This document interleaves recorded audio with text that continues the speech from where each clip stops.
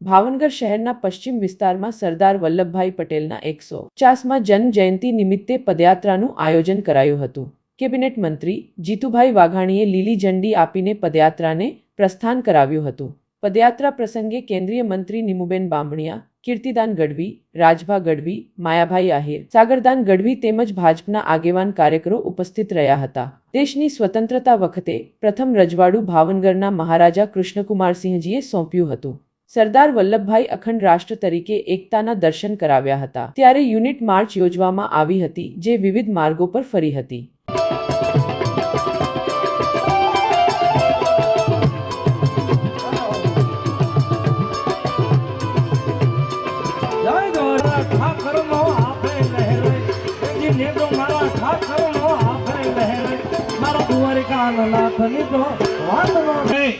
વિશ્વના મહામાનવ એમના નેતૃત્વની અંદર સરદાર સાહેબની 150મી જન્મજયંતિની ઉજવણી થતી હોય ત્યારે આ મહામાનવના દિવ્ય ચેતનાને હું કોટી કોટી વંદન કરું।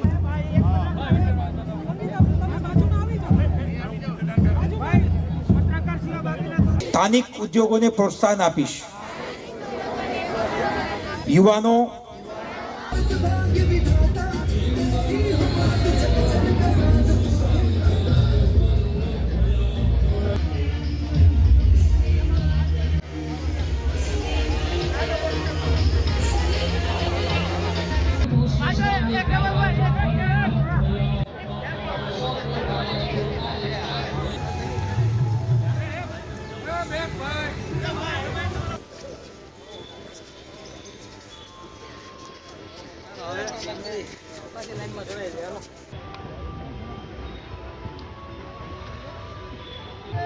अमर रहो।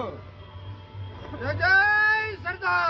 26 થી 6 ડિસેમ્બર સુધી આ યુનિટી માર્ચ દેશની યાત્રા નીકળવાની છે। આ યાત્રા વિધાનસભા વાઇઝ છે। આજે પશ્ચિમ વિસ્તારમાં કૃષ્ણકુમારસિંહજી જેમણે પહેલું રજવાડું સરદાર સાહેબને અર્પણ કર્યું અને આપણું ભારત એક બન્યું। લોકશાહી તો આવી, પણ એ છૂટક છૂટક લોકશાહી એક બને, રજવાડા એક થાય એવું કામ એ સરદાર સાહેબે કર્યું છે। અખંડ ભારતના શિલ્પી સરદાર સાહેબના સપના જો કોઈ પૂરા કરે તો મોદી સાહેબ કરી શકે એવી શક્તિ ધરાવે છે।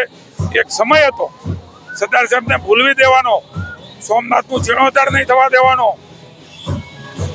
એમની અંત્યેષ્ટિમાં કેન્દ્રીય મંત્રીઓ ન જાય, આ પ્રકારના વિપક્ષીના લોકોએ સરદાર સાહેબને ભારત રત્ન પણ નહોતું આપ્યું। એ બધું જ કામ એ વિપક્ષની સરકાર સિવાયની સરકારોએ કર્યું છે। પણ આનંદ છે કે નરેન્દ્રભાઈએ સ્ટેચ્યુ ઓફ યુનિટી બનાવીને આ મહાપુરુષને સમગ્ર વિશ્વની અંદર એક વિરાટ પ્રતિમાની પ્રતિભા બનાવી છે।